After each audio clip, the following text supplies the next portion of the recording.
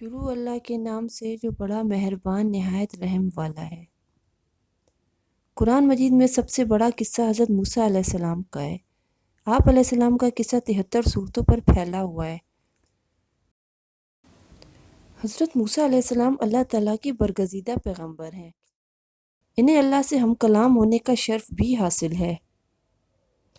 حضرت موسیٰ علیہ السلام سانولے رنگ کے تھے، کافی تنومند اور لہیم شہیم تھے، قوت اور ہمت والے تھے، حتیٰ کہ بعض نے لکھا ہے کہ ان میں 10 آدمیوں کی طاقت موجود تھی۔ آپ کی زبان میں لکنت تھی، لیکن اللہ کا نبی ہونے میں یہ بات مانے نہیں۔ حضرت موسیٰ علیہ السلام کی زبان میں روانی نہیں تھی، جبکہ ان کے بھائی حضرت ہارون علیہ السلام فصیح و بلیغ تھے۔ اسی لیے حضرت موسیٰ علیہ السلام نے اللہ سے دعا مانگی کہ حضرت ہارون علیہ السلام کو پیغمبر بنا کر ان کے مددگار کے طور پر ان کے ساتھ بھیجا جائے۔ حضرت موسیٰ علیہ السلام کا واقعہ جاننے سے پہلے ہمارے لیے بنی اسرائیل کی تاریخ سے آگاہ ہونا ضروری ہے۔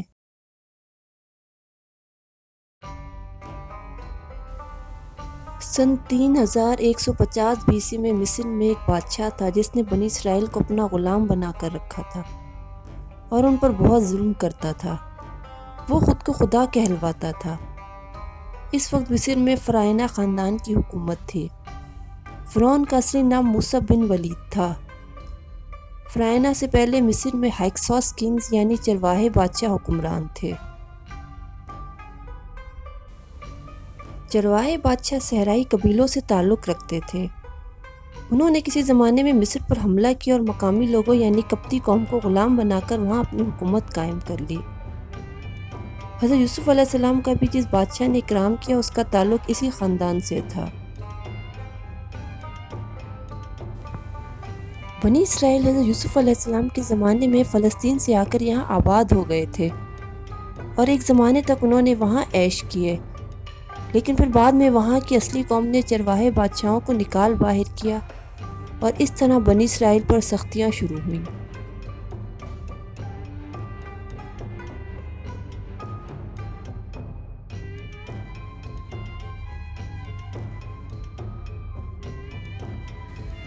فرعون نے بنی اسرائیل کو اپنا غلام بنا رکھا تھا۔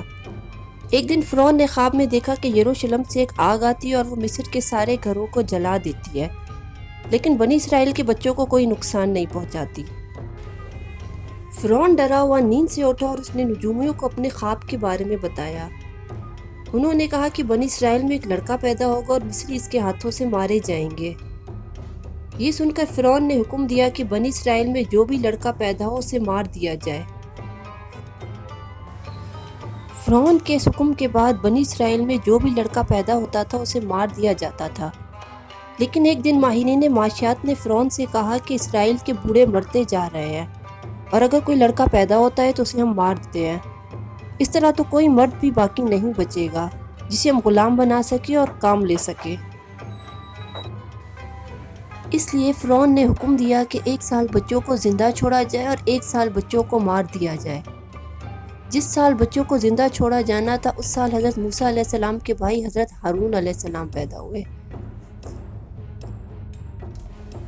اگلے سال حضرت موسیٰ علیہ السلام پیدا ہوئے۔ حضرت موسیٰ علیہ السلام کی والدہ بہت پریشان تھی کہ اگر حضرت موسیٰ علیہ السلام کی پیدائش کی خبر پھیل گئی تو فرعون کے لوگ انہیں مار دیں گے۔ حضرت موسیٰ علیہ السلام کی والدہ کے دل میں اللہ نے وحی کے ذریعے یہ بات ڈالی کہ ایک صندوق میں بچے کو ڈال کر دریا میں بہا دیا جائے۔